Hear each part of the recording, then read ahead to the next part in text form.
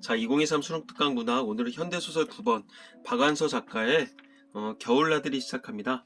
일단 뭐 박완서 작가야말로 어떤 현대소설에서 가장 유명한 작가라고 해도 과언이 아니지 않을까 싶어. 일단 나목, 그 다음에 엄마의 말뚝 이런 작품들은 모평에도 나왔었고 수능에도 나온 적이 있었죠. 자, 일단 문제가 세 문제가 있고요. 한번 바로 가보도록 할게. A달락 묶여 있고요. 그느들음은 위치 파악했고요. 중간 중략 부분에 줄거리가 있네. 이런 거 빼먹으면 안 되겠죠. 자, 1번. 자, A와 B에 대한 설명 가장 적절한 것은 자, 위치 파악했고 A 본 다음에 앞에 거만 먼저 해결하면서 일부를 좀 추려내자. 그 다음에 2번. 기억부터 미음에 대한 이해로 적절하지 않은 것은 자, 나아가 남편과 갈등한다. 그러면 작가 뭐요? 화자가 여자겠네. 그다음에 뭐 시어머니 뒤란 뭐야? 누군지 이제 등장인물 나, 남편, 시어머니 3명 나오나 봐. 일단 실시간으로 왔다 갔다 해야 되겠고요. 자, 배경 지식 얻을 수 있는 문제가 3번에 있는 것 같아. 시종일관 제기되는 문제는 전쟁과 같이 개인을 억압하고 무기력하게 만드는 거 대한 사회적 폭력에 대한 거다. 근데 박완서의 소설은 단순히 개인을 피해자, 사회를 가해자로 이분법으로 구분해 보여주지 않는다. 오호, 무슨 얘기야? 사회적 폭력이 무서운 것은 의도를 했든 그렇지 않든 간에 선량한 개인이 피해자가 될 수도 가해자가 될 수도 있는 상황을 만든다는 점이다. 그러면 이 이야기에서는 대체적으로 포커스가 어떤 여기에 나오는 개인은 어떤 전쟁으로 인한 가해자일 확률이 많겠지. 이 맥락으로 본다면. 박완서는 소설 속에서 이와 같은 복잡하게 얽혀있는 상황을 집요하게 파헤쳐 보여주고 있고 아울러 서로에 대한 헌신과 사랑을 통해 전쟁으로 인한 상처가 아물고 회복될 가능성을 제시하고 있다. 자, 일단 지금 여기서 어떤 전쟁으로 인한 개인은 무조건적인 피해자다. 이게 아니라 좀 가해자 입장에서 어떤 이야기를 풀어가지 않을까 싶어요. 한번 가보도록 할까? 자, 왜 제목이 겨울 나들일까? 뭐 겨울에 나가나 보지 뭐. 한번 가볼게. 상업적으로 날리는 화가는 아니었지만 꽤 개성 있는 특이한 자기 세계를 고집하고 있어서 그런 대로 알려지고 평가도 받고 있는 중견 화가인 남편은 요즘 세 번째 개인전을 앞두고 그 준비 때문에 집에 들어오지 않고 시내에 있는 아뜰리에에 묵는 일이 많다. 화방이겠지? 자기의 어떤 작업실이라 볼 수가 있겠고 좀 약간 독특한 예술 세계를 구축하고 있나 봐. 상업적으로 날린다. 그러니까 어떤 사회적 지위가 뭔가 이렇게 막 되게 대중적으로 인기가 있는 사람은 아니야. 근데 이제 중견 화가라고 하니까 나이도 적당히 있고 어떤 조금 이제 완전 메인은 아니겠지만 좀 꽤나 이름 있는 그런 상황이지 않을까 싶어. 자, 남편의 건강이 이런 기억이 나왔었지만 바로 봐도 돼 있고 아니면 이 단락이 끝나고선 보는 게 좋을 것 같아. 남편의 건강이 염려돼서 나는 가끔 먹을 것을 가지고 나가보고 남편은 옷을 갈아입으러 집에 들러가는 정도였다. 그래도 정성 있네. 어제도 나는 시인에 나갔다 로스고기를 좀 사가지고 아뜰리에 들렀다. 출가한 딸이 와 있었다. 출가한 딸이 와 있었다? 마치 뭐 남의 얘기처럼 해. 남편은 출가한 딸을 모델로 그림을 그리고 있었다. 극도로 단순한 동화화한 풍경이나 동물을 즐겨 그릴 뿐 인물이 남편의 그림에 등장하는 걸 거의 본 적이 없는 나는 놀랐다. 항상 이런 걸 그렸었나 봐. 근데 딸을 그림을 그리니까 뭔가 생소한가 보지? 그리고 그 인물에는 남편의 종래의 화풍과는 전혀 다른 끔찍하도록 섬세하고 생생하고 사실적인 느낌이다. 아까 전에 그랬잖아. 그 개성 있는 특이한 자기 세계를 고집한다. 약간 뭐 추상화를 그리나 그런 거겠지. 근데 갑작스럽게 그리고 뭐 약간 개성 있게 이렇게 하면서 뭐 풍경이나 이런 걸 그렸었었는데, 응? 이런 거. 근데 갑자기 딸내미를 그렸었고 너무 섬세하게 생생하게 그렸으니까 좀 약간 어색한가 봐. 그렇게 똑같이 닮게 그린 그림이 좋은가 나쁜가는 둘째고 나는 울컥 혐오감부터 느꼈다. 아니 딸내미를 그렸는데 왜 이럴까? 홈까지 올마 붙은 영정을 보는 느낌이었다. 아니 얼마나 정성껏 그렸길래 이래? 나는 아직까지 왜 그런지 느낌은 모르겠어. 딸을 그렸는데 왜 그래? 더욱 찔린 건 모델인 딸과 화가인 남편이 이루고 있는 미묘한 분위기였다. 친딸이 아니야? 왜 그래? 부드럽고 따숩고 만족한 교감은 사랑하는 부녀 사이의 그것으로서 이해할 수 있었으나 그래 당연한 거 아니야? 부녀 이상의 비밀스러운 무엇인가가 있었다. 뭐야 이거 이상한 소설 아니야? 자, 둘이만 친하고 싶은 눈치가 역력했다. 뭐야 그럼 나는 왕따야? 둘은 나를 예의 바르게 반겼는데도 나는 밀려난 것처럼 느꼈다. 뭔 소리야? 뭔가 소외감을 느꼈대. 그리고 이제 딸내미를 그리는 것에 대해서 나는 일절 어떤 소식을 모르고 있었던 거야. 왜 이런 어떤 그 소외감을 느끼는지 아직은 몰라. 하지만 위에 있었던 기억이 있으니까 한번 문제를 가볼까? 2번, 1번. 나가 남편과 갈등하는 직접적인 이유가 된다. 직접적 이유가 된다? 그것까지 아직은 모르겠어. 직접적 이유가 되는지는. 이제 뭐 뒤에 갈등이 있나 보지? 뒤에 가보자. 자, 출가해서 3년째. 갓 돌진한 처대를 두고 있는 딸은 처녀 때와는 또 다른 윤택하고 기품 있는 아름다움으로 소파에 단정히 앉아 있었다. 아, 모델에 썼던 딸이구나. 한창 때구나 하는 감탄과 동시에 성광처럼 눈부시게 어떤 깨달음이 왔다. 그렇지, 꼭 저맘때였겠구나.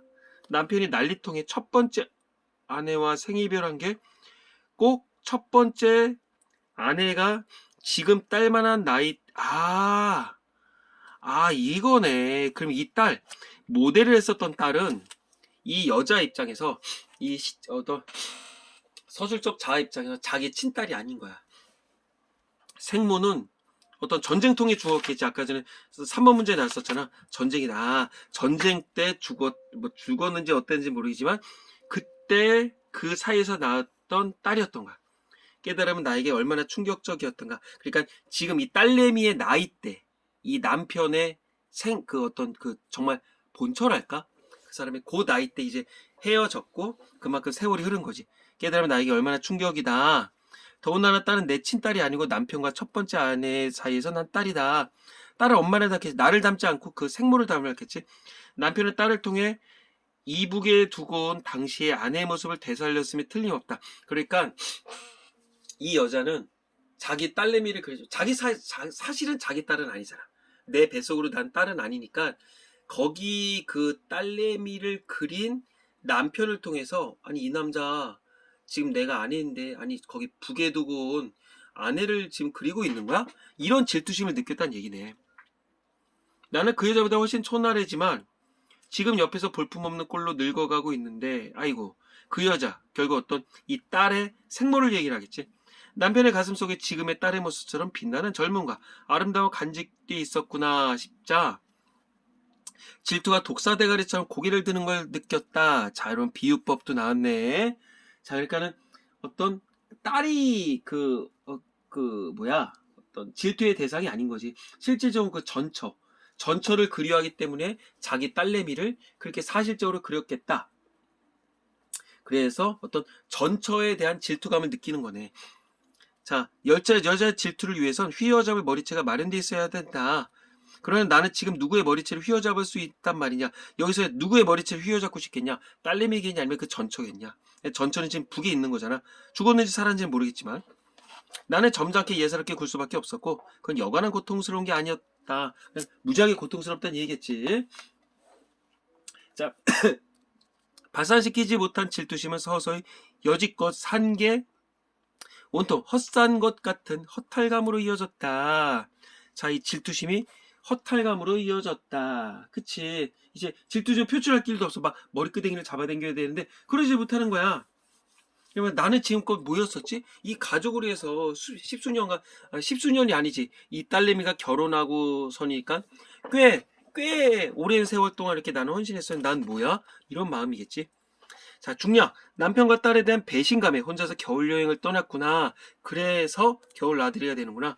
온양의 호숫가 여인 속에서 쉼없이 도리질을 하는 노파와 시어머니 노파를 헌신적으로 봉양하고 있는 아주머니를 만나 도리질의 사연을 듣게 된 도리는 말게대를 도리도리 하잖아. 그러니까 고기를 계속적으로 절레절레 이제 흔드는 거겠죠.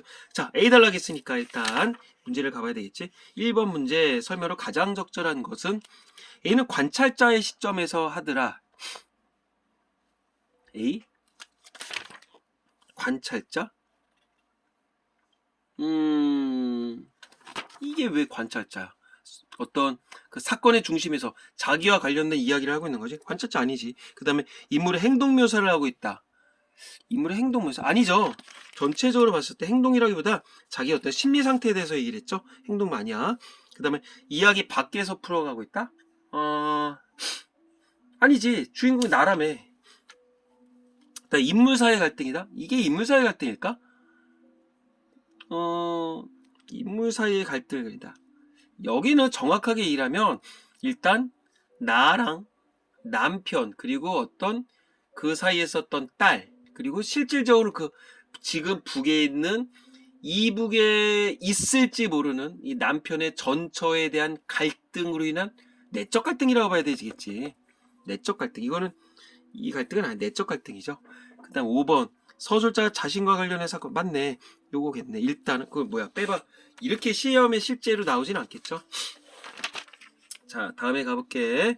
자 기어 아까 전에 해결했고 남편과 나 그러면 여기 야 1번 빼박이나 나가 남편과 갈등한 직접적인 이유. 세 번째 개인전을 앞두고 그 준비 때문에 집에 들어오지 않고 이내 집에 들어오지 않고 밖에서 외박을 해서 이게 실질적인 갈등의 원인은 아니죠. 이거는 나가 남편과 갈등의 직접적 이유가 된다? 아니지. 직접적 이유라고 하면 안 돼. 실질적으로 그 아내로 인해서 있었던 거니까 요거는 아닌 거야. 그 다음에 니은. 니은이 뭐였니?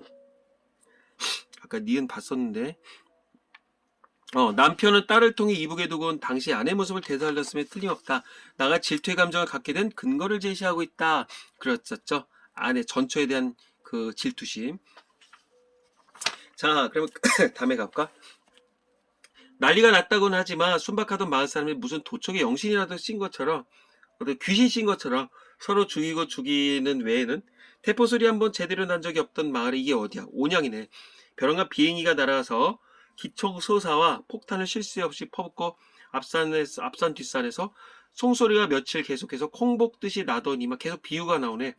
이어서 죽은 듯한 정적이었다. 지금 이게 아니라 이 어떤 아주머니에 대한 이야기를 듣는 것 같지? 뭐야 액자식 소설이야? 집 속에 죽은 듯이 처박혀 있던 마을 사람들이 하나도 조심조심 고개를 내밀었다간 재빨리 움츠러들었다. 왜 어떤 뭐 전쟁의 위험통 속에 그런 거지 않을까 싶어. 그러니까 결국은 어떤 아주 구석탱이다 보니까 실질적으로 어떤 전쟁의 피해도 잘 없었나 봐. 그리고 아직은 서로의 대화를 꺼리고 있었대. 왜? 지금 동네가 이러다 보니까 먼저 구석이다 보니까 이 사람이 아군인지 적군인지도 이런 모르는 상황이란 얘기겠지. 그런 상황인 것 같아. 자, 그러면 지금 전체적으로 봤었을 때 일단은 뭐 전쟁이 막 바로 왔던 뭐 핵심적인 지역은 아니었었어. 근데 아까 전에 그랬었잖아. 뭐 기총수사 폭탄을 쉴 새 없이 퍼붓고선 앞선에 총소리가 며칠 계속해서 이러더니만 쥐 죽은 듯한 정적이 왔다. 이런 걸로 봤었을 때 일단 공습은 한번 오긴 했었어. 그리고 뭐 지금 어디에 고처에 막 이제 우리 아군이든 아니면 뭐 인민군이든 이제 상황으로 봤을 때 인민군이 이제 숨어 있겠지. 그냥 서로 대화를 꺼리겠지. 왜? 내가 아군이 저 새끼가 아군인지 우리 군인지 모르니까. 빨갱이가 물러갔다는 증거도 안 물러갔다는 증거도 없었다. 왜? 서로 대화를 못하고 있으니까. 그리고 그쪽에 붙어서 새도 부리던 패거리들의 모습은 안 보였지만 그쪽은 뭐야? 빨갱이 어떤 인민군을 얘기를 하겠지. 그리고 인민위원회가 쓰던 이장집 마당 기대꽂이엔 아직도 그쪽 기가 말 그대로 어떤 이 북한의 인공기가 달려있나 펄럭대고 있었으니까 아직은 지금 인민군들이 완전히 철수가 됐는지 안 됐는지 아직은 모르고 있는 거야. 이런 어중간하고 모호한 때 벌써 성질이 급한 남편 누구의 남편? 이 아주머니의 남편이야? 아주머니의 남편일 것 같아 왠지. 야밤을 타서 집에 돌아와 있었다. 아이고 왠지 왜 밤에 왔을까 뭔가 안 좋은 느낌이 있을 것 같아. 자 이게 어중간한 모호한 분이 뭐야. 결국 이제 인민군이 완전히 갔는지 안 갔는지도 모르는 어떤 찝찝한 분위기 속에 성질 급한 남편이 그 밤에 왜 왔냐고. 서울이 이미 수복됐는데 다시 되찾았는데 집까지 것들이 여기서 버텨봤대. 집까지 것들 인민군들이 버텨봤자 며칠 더 버티겠냐. 그러니까 나는 떳떳하게 집에 가겠다. 이런 상황인 것 같지. 텃밭엔 이미 김장 배추를 간 뒤였지만 울타리는 기름이 잘 자르는 애호박이 한 장 잘 열 찬바람 내기였다. 그러니까 어떤 계절적 배경을 얘기를 해주고 있죠. 계절적 배경으로 보면 굳이 얘기를 해주면 지금 그거 아니야? 뭐 김장 배추를 간 뒤였대. 그러니까 어떤 가을일 것 같아. 울타리엔 기름이 잘 자라는 애호박이 한참 잘 열 찬바람 내기였다. 그러니까 아침 이슬을 헤치면서 뒷뜰 울타리 안쪽으로 애호박을 따라 나갔던 시어머니가 벼랑간 찢어지는 소리를 냈다. 그러네. 그럼 이게 왜 나냐면 이게 잘 이루니까 이 할머니가 나갈 수밖에 없었던 어떤 그 상황을 제시해 주는 거네. 뭐랄까 어떤 뭐 개연성 제시일까? 할머니가 나가게 된 거야. 안 나갔어야 되는 상황인 것 같아. 그래서 벼랑과 찢어지는 소리가 났대. 자, 리을이 있으니까 한번 가볼게. 일단 불행한 사건이 일어날 수 있는 상황적 상황 배경이 나타난다. 디귿. 증거도 없었다. 그치? 그러면 벌써 딱 보시기에 뭔가 나올 것 같지 않냐? 그러니까 3번은 맞겠고, 그 다음에 뒤라도 나간 행동의 이유를 뒷받침해준다. 그치? 개연성을 준댔었잖아. 지금 쌤이. 그러니까 맞겠고.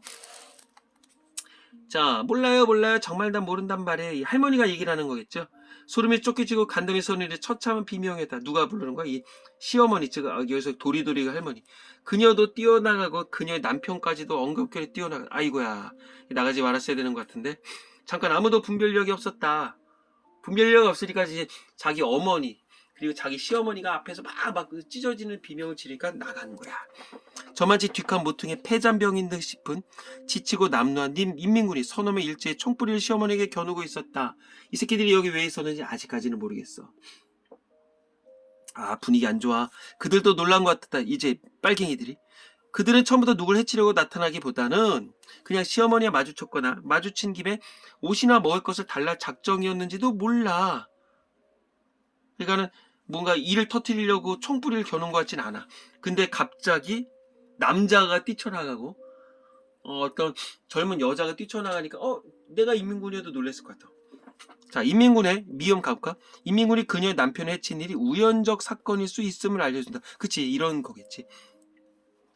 근데 그들이 무슨 말을 걸기도 전에 시어머니는 그 자리에 꿈쩍도 못하고 못 박힌 채 고개만 미친 듯이 전 몰라요를 딴 사람같이 드높고 세댄 소리로 되풀이를 하고 있었다. 그냥 왜 이 할머니가 계속적으로 몰라요 그랬는지는 아직은 모르겠어. 한 사람의 눈에 살기가 번뜩이는가 하는 순간 총이 그녀의 남편을 향해 난사됐다. 이 갑자기 막 이제 얘네도 이 할머니를 해칠 생각은 없었던 거야. 위에 얘기대로 뭔가 뭐 좀 주전부리 좀 얻으려고 그랬었는데 할머니가 그냥 다짜고짜 몰라요 그러니까는 이제 총불을 겨누고 있었고 할머니가 막 소리를 지르니까 이제 그 남편이랑 이 며느리가 막 뛰쳐나간 거겠지. 그러니까 그냥 갑자기 놀라서 그냥 다다다다 쌌다는 얘기겠죠. 그녀의 남편은 처참한 모습으로 나동그러지고 그들도 어디론지 도망쳤다. 이런 일은 일순에 일어났다. 아이고, 우발적 사건이었었네. 자, 그러니까는 결국 정리하자면 남편이 왜 죽었던 거야? 일찍 오지 말았어야 되지. 왜 굳이 이때 왔냐는 거야. 더군다나 그리고 할머니가 막 몰래 이제 그랬겠지. 그리고 할머니가 너무 오버 액션 했어. 뭐 의도하진 않을 거겠지만 그 후 거의 실성하다시피 한 시어머니를 오랫동안 극진히 봉양한 그 끝에 어느 만큼 회복은 됐지만 그때 뒷간 모퉁이에서 죽기를 기를 쓰고 흔들어대던 도리질만은 그때 같은 박력만 가셨다 뿐 멈출 줄 모르는 고질병이 되고 말았다. 정리하면 이거야. 결국 이거지. 그 뭐랄까 고질병이 됐다는 얘기는 상황이 이거지. 그 실성하다시피 한 시험을 왜 실성했겠냐?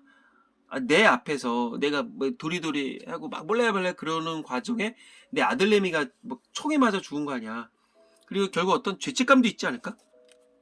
이거의 원인 어떤 그 뭐랄까 어떤 충격, 아들을 내 눈앞에서 잃게 된 어떤 충격도 있을 테시고 그 다음에 어떤 자책감이 있지 않을까 싶어.